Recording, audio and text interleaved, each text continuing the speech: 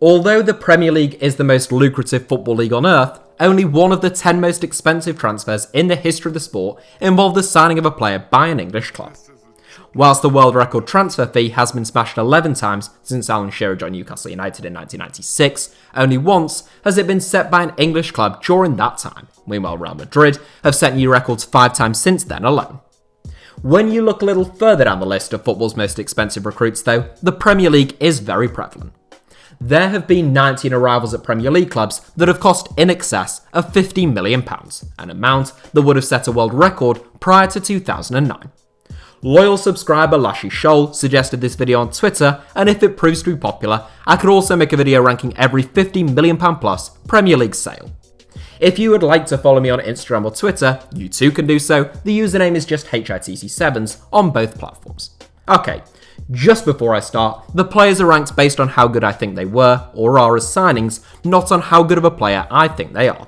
What's more, doing so requires both a retrospective evaluation of a signing like Fernando Torres, who has come and gone, and a prediction of sorts on my part with regards to someone like Christian Pulisic, who is a fairly new recruit to England's top flight, meaning I have to try and assess how good of a signing he will prove to be in the years to come. The fee has to have been over £50 million up front, not subject to add-ons, so there'll be no Bruno Fernandes, just as one example. Here is every £50 million plus Premier League signing ranked from best to worst. Kepa Arrizabalaga. Someone has to come last, and I'm afraid in this instance, it is Kepa Arrizabalaga. Chelsea have signed 4 players in total for more than £50 million, and in truth, most of them haven't been a roaring success. So for that reason, Blues fans may be grateful that both Hakim Ziyech and Timo Werner came in at just below that mark. Kepa Arrizabalaga most certainly didn't though, setting the club back an eye-watering £71.6 million. That's enough to make him their record signing, the most expensive goalkeeper of all time, the most expensive Spaniard of all time, and the 5th most expensive Premier League arrival to date. For that amount of money, you want to be signing the reincarnation of Lev Yashin, but Kepa has looked more reminiscent of Loris Karius than the greatest goalkeeper of all time this season.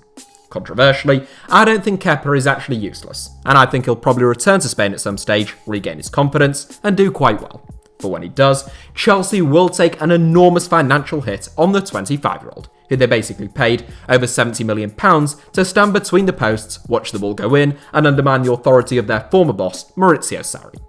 Right now at least, Kepa looks like one of the worst signings in the history of the Premier League. Benjamin Mendy. This seems cruel because when he plays, Benjamin Mendy is often very effective, and if he had avoided any setbacks since arriving in the Premier League, I suspect he would be the closest fullback to Trent Alexander-Arnold in terms of assists and chances created. Ultimately though, it doesn't matter if you're Benjamin Mendy or Lionel Messi, if you are permanently injured, you're not much use to anyone. Mendy has suffered 2 horrible injuries since arriving at the Etihad, as well as having had a couple of run-ins with manager Pep Guardiola. It's possible that Mendy could turn things around in Manchester, but it's also possible that Pep could look to cut his losses and bin him, and for now, I can only put him in 18th given his fee and overall contribution. Angel Di Maria. As I've said in the past on this channel, I thought Angel Di Maria was an excellent signing by Manchester United in 2014, even for £59.7 million. That fee made him the most expensive signing by a British club at the time, but Di Maria had just played a key role in a Champions League winning Real Madrid side and an Argentina team that reached the World Cup final. The wide man has since proved his class at PSG, and as I've often said, he wasn't actually that bad in the Premier League, coming 3rd in the assist charts during his only season in England. Nevertheless, he couldn't lift the level of those around him as Manchester United had hoped, and as Bruno Fernandes has done this season, and he was sold after only 12 months at a £16 million loss. Alvaro Morata. Alvaro Morata wasn't very good at Chelsea. There isn't really a lot more to it. He cost £60 million, he was supposed to replace Diego Costa, but he just wasn't up to the task. Much of that wasn't actually Alvaro Morata's fault, he is a totally different type of centre-forward to Costa, and Chelsea didn't really accommodate him in the way in which he played. Morata spent a season under Antonio Conte as Chelsea finished 5th, with the Spaniard scoring 11 Premier League goals, and the following season, Maurizio Sarri only took 6 months to say that he'd seen enough, packing Morata's bags and shipping him off to Atletico Madrid, replaced by Gonzalo Higuain. In fairness, Chelsea ended up recouping £58 million from Morata when he joined Atletico on a permanent deal, so financially speaking, he wasn't too catastrophic. Romelu Lukaku. There are some similarities between the signings of ALVARO MORATA and Romelu Lukaku, both of whom just didn't work out, although the clubs involved didn't suffer enormous financial losses as a result of their sales. Lukaku comes in ahead of Morata because he was better for Manchester United than Morata was for Chelsea, scoring an actually pretty decent 42 goals in 96 games. Unfortunately, he won nothing during his time at Old Trafford, but he was signed for £75 million from Everton and sold for £74 million to Inter Milan, so Lukaku takes 15th place. Fernando Torres. Another Spaniard, another centre-forward, and another man who set Chelsea back more than £50 million. Fernando Torres is a tricky signing to assess in some respects, since he cost Chelsea £50 million, which was a British record fee at the time, and actually made him the 4th most expensive signing of all time in 2011, behind only Kaká, Zlatan Ibrahimovic, and Cristiano Ronaldo. In return for that fee, Chelsea got a once-electric marksman who seemed to have misplaced his shooting boots, lost half a yard of pace, and was utterly devoid of confidence. In his first half season, Torres only scored once in 18 games, and his overall record for the Blues in the Premier League was abysmal. On the flip side, Torres came alive at times as Chelsea won both the Champions League and the Europa League, and many Chelsea fans would, somewhat understandably, claim his role in their 2012 European success was worth £50 million on its own. Harry Maguire. This may seem harsh, and I do like Harry Maguire, I just don't believe he is an £18 million centre-back. The fee that Manchester United paid for Harry Maguire makes the Englishman the most expensive defender of all time, and just so happens to be the same price that they sold Cristiano Ronaldo for a little over a decade ago. Maguire has improved Manchester United's back line, he is a capable centre-back and a very underrated ball player. However, I don't believe he is as good as Virgil van Dijk or Aymeric Laporte, both of whom cost less, and I can't justify putting Ole Gunnar Solskjaer's captain any higher than 13th given the price tag involved. Naby Keita. Again, I think Naby Keita is quite good, it's just that he was really expensive, and I'm not totally convinced that he is £52.75 million good. It's easy to see why Jurgen Klopp was so keen to bring Keita to Anfield. The Ghanaian has fantastic energy, work rate and stamina like all of Liverpool's midfielders, but he also brings a bit of magic on the ball to maybe just beat a man and unlock a defence. I'm not sure we've seen Keita do that quite often enough though, and whilst time is still on his side, aged only 25, and I certainly don't think he was a really bad signing, I think 12th is fair enough. Nicolas Pepe. As with a number of inclusions in this video, this is one where I have to get my crystal ball out and try to predict how Nicolas Pepe will perform in the coming seasons. I think there were plenty of positive signs for Mikel Arteta and Arsenal fans during the second half of last season, and we all know how tough it can be for a player to adapt to life in the Premier League. Pepe is lightning quick and has a lovely left foot, so it wouldn't surprise me at all if he were to have a really bright campaign next season. He did cost £72 million though, which is an absolute fortune, especially when you look at something like the finances involved in Bayern Munich's deal to sign Leroy Sané, who is a year younger than Pepe, so the Ivorian takes 11th place for me. Tanguy Ndombele.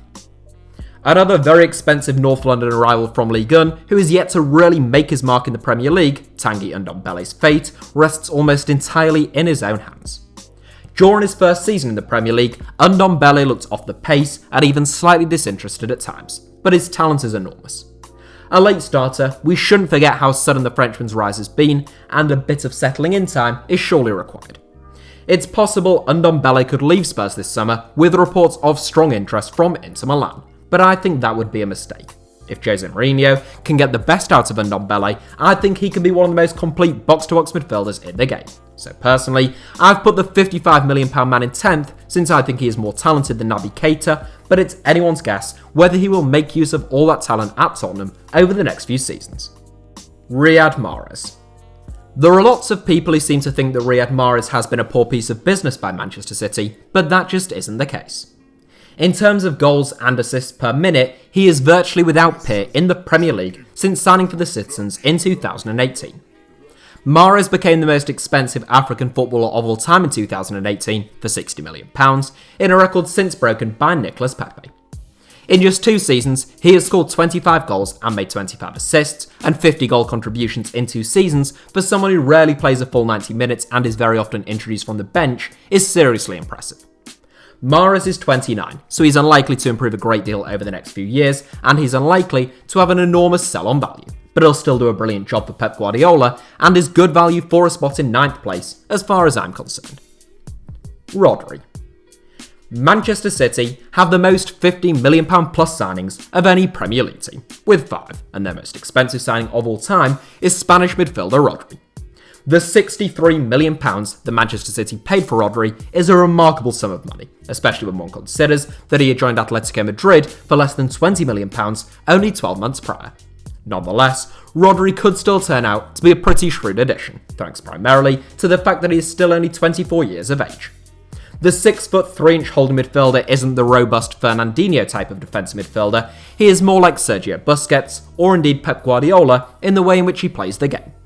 Provided City either keep Pep or continue to play in a similar vein once he is gone, Rodri should prove to be a regular fixture and key man for the citizens for many years to come.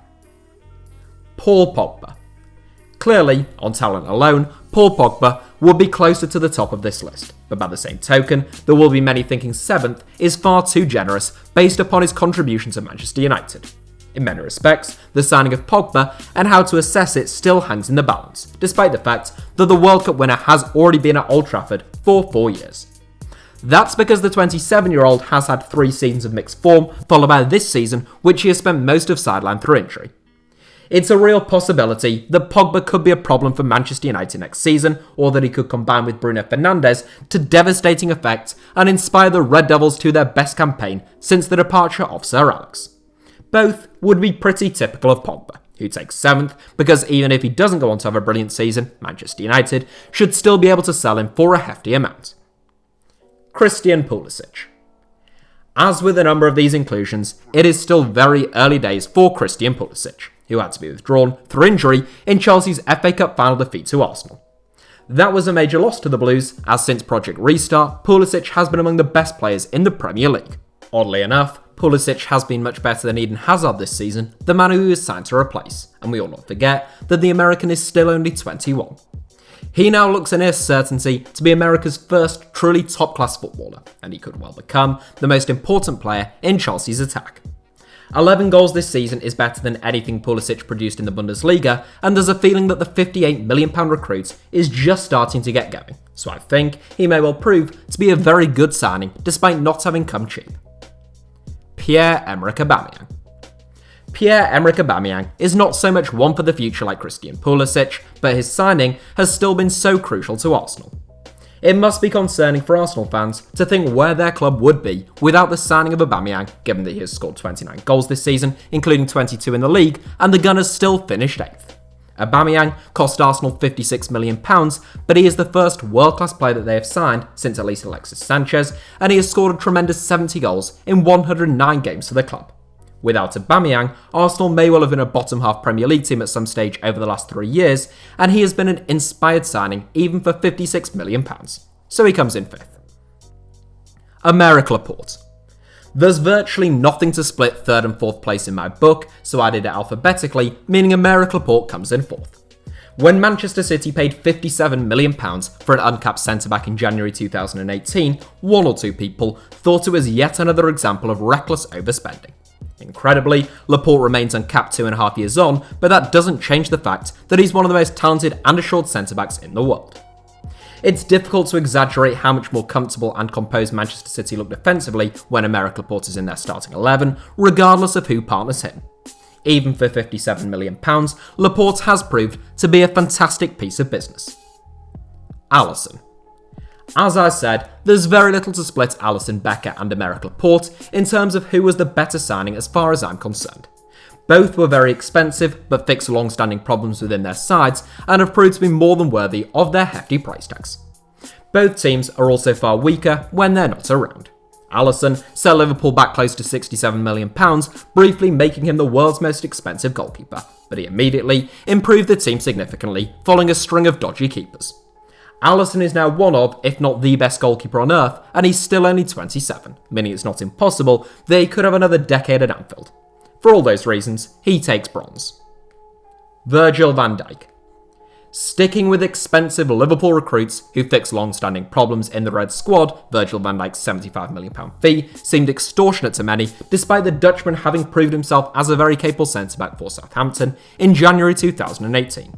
It was, and still remains, an enormous fee for a centre-back, but Van Dijk has become the best centre-back on earth at Anfield, and without him, one doubts that they would have won either the Champions League or the Premier League over the last 2 seasons. Van Dijk's sell-on value won't be massive, already aged 29, but most Liverpool fans will hope the club never sells him, and his contribution has already been and will likely continue to be immense. Kevin De Bruyne. The top 5 in this list are all magnificent signings, and you could argue that Alisson and Van Dijk have been more important to this Liverpool team than Kevin De Bruyne has been to a Manchester City team that was already blessed with excellent talent in midfield, but there's no way that the Belgian wasn't taking top spot. De Bruyne cost Man City £55 million from Wolfsburg, and if you're ever in need of a good laugh, just go back and watch what the Soccer Saturday panel thought of the citizens paying that fee for the former Chelsea man. Despite their expert analysis, De Bruyne has turned out to be one of the signings of the decade, almost immediately becoming the most complete and creative midfielder in the Premier League. De Bruyne is now the second best footballer on earth, as far as I'm concerned, and if Man City wanted to sell him now, 5 seasons on from his arrival and age 29, they'd still be able to get at least double what they paid for him. They won't, of course, because he's worth far more than that to them, so it should come as a little surprise that the Premier League's best player comes out on top spot in this video. That's it for today's video. Thank you as ever for watching. Give us a like if you enjoyed it. Let me know your thoughts down below in the comments. Make sure to subscribe to HITC Sevens and feel free to follow me on social media, where the username is just HITC Sevens on both Instagram and Twitter.